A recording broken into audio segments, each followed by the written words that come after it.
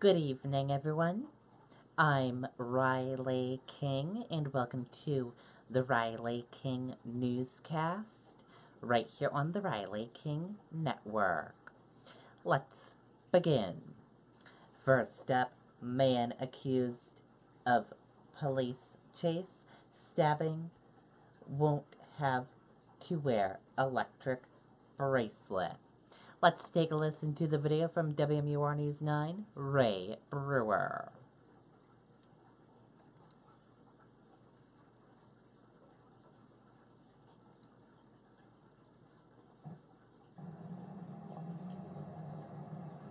Do you need some help crossing the street?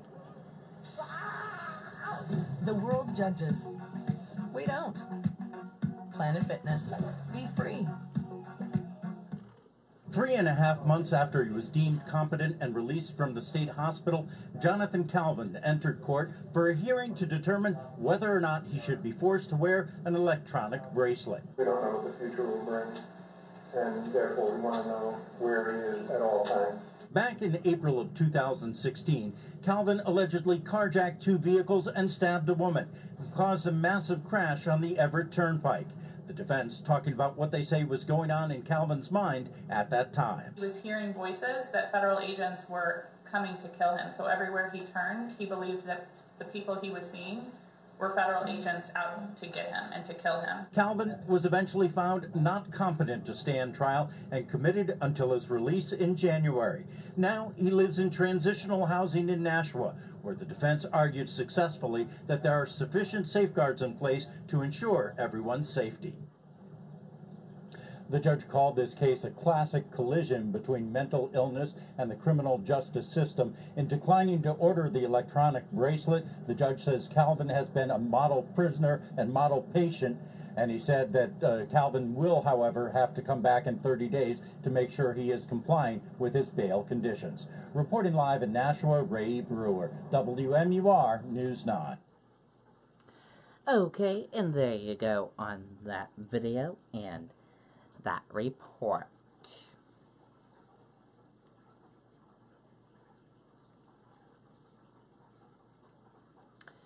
Two dead bodies found in home associated with kidnapping suspect.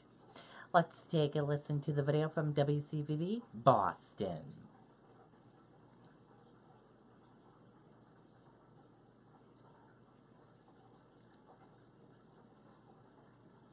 There are moments that define our future, where we plan new endeavors and create lifelong memories. You need a partner who knows a home is more than a house to make your dreams a reality. Envision Bank and Mortgage. See the difference.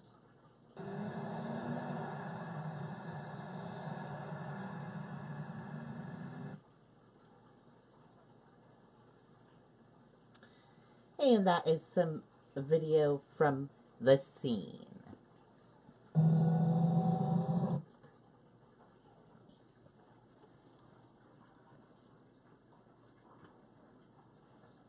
Two dead bodies were found overnight in a home associated with a Springfield man already facing charges in connection with a woman who was beaten and held against her will, the district attorney says.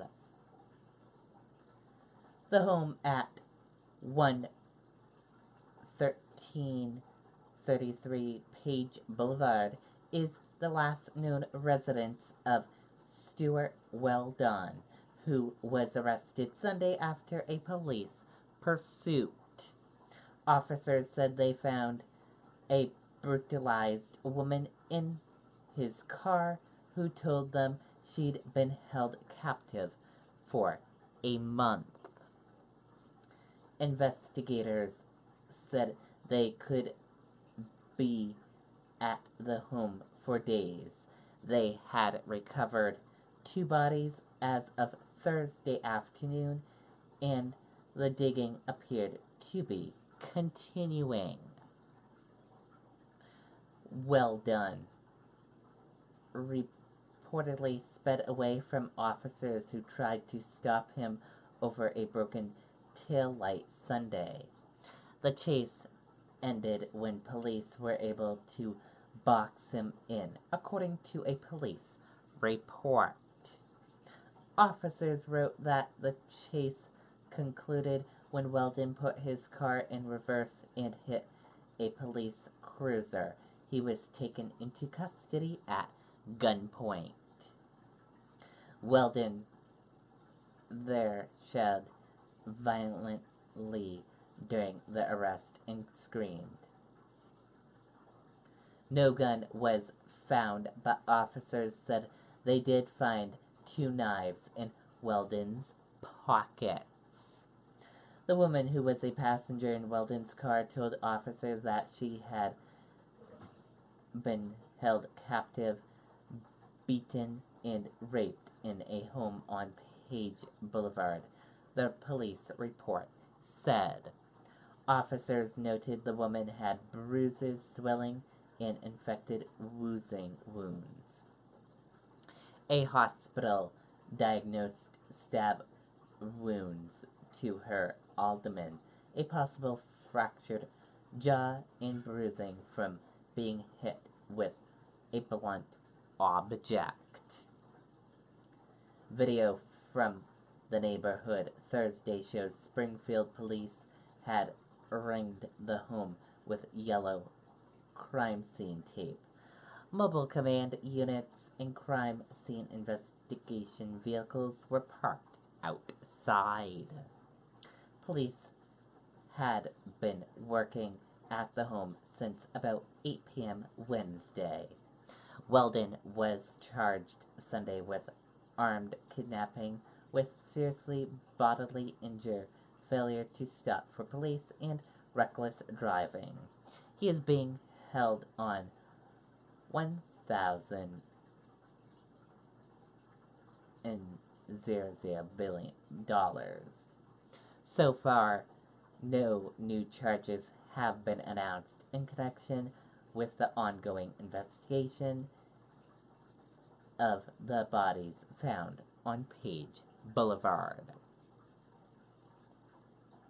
Police said Weldon was wanted on 3 active warrants for traffic infractions and had a revoked driver's license. Investigators have not released any additional information about the bodies that were found on the property.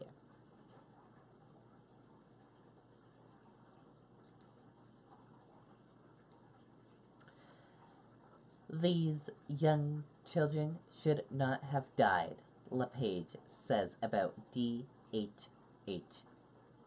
report. Let's take a listen to the video from WMTW News 8 Maine.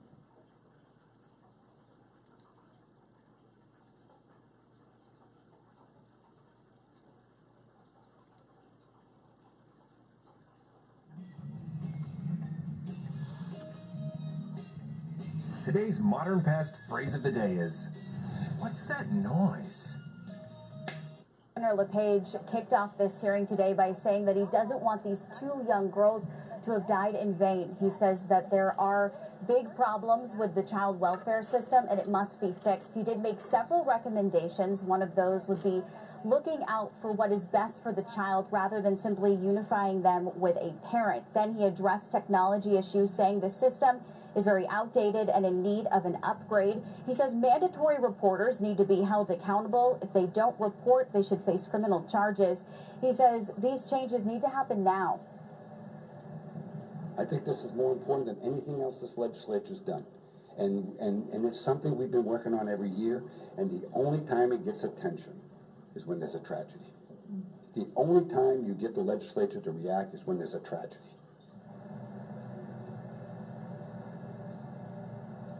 And everybody in that room seemed to be under the agreement that we need to do what is best for Maine children. Coming up first at 4, you're going to hear more from the governor as well as other Maine lawmakers and doctors about what they have to say and their suggestions to improve the system. We're live in Augusta. Lauren Bradley, WMTW News 8. All right, Lauren, we'll look forward to that.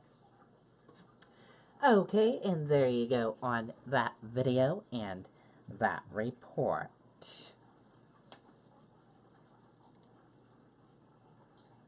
And now let's take a look at your U.S. stock market and see how your U.S. stock market closed for this Thursday evening. And here is a look at that U.S. stock market for all of you this evening. Your Dow Jones Industrial Average closed in the red and went down. Your Nasdaq closed in the red and went down.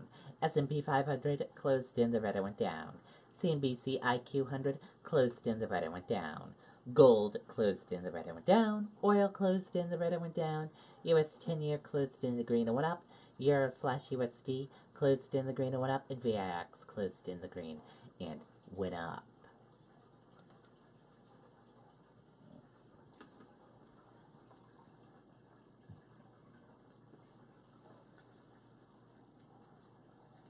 Dow drops more than 200 points as Trump tariffs reignite trade war fears.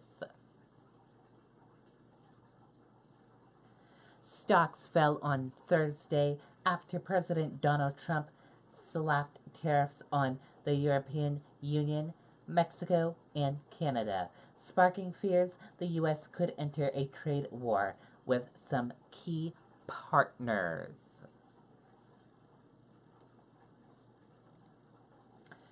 Trump tweets he never fired Comey over Russia, contradicting reports about memo.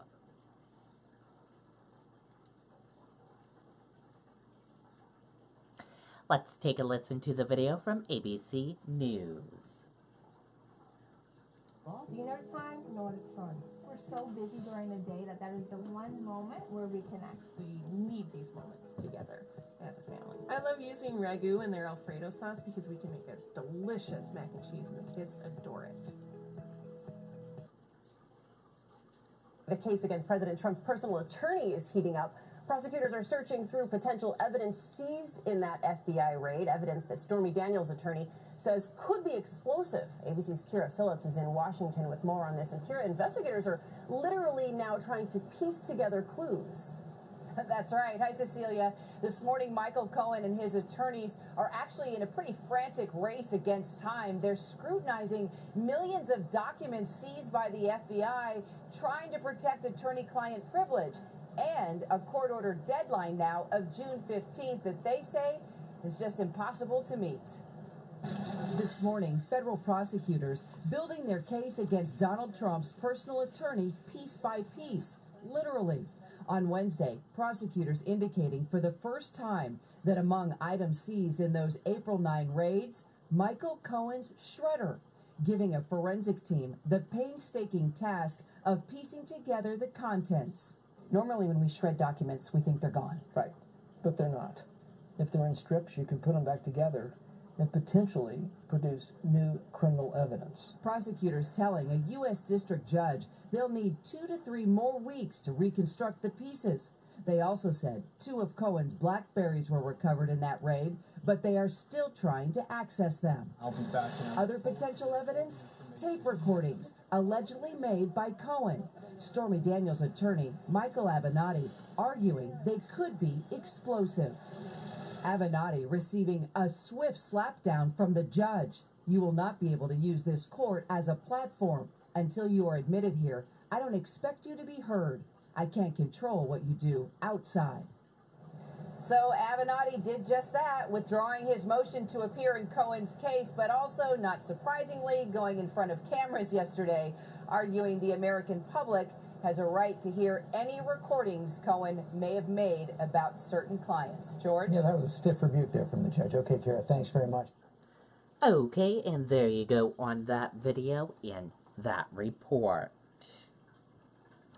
And that did it for the Riley King Newscast right here on the Riley King Network. I hope you all have a great rest of your Thursday evening, and I'll be back with another newscast tomorrow. And I'll have a news report later on this evening. Good night, everyone. Bye.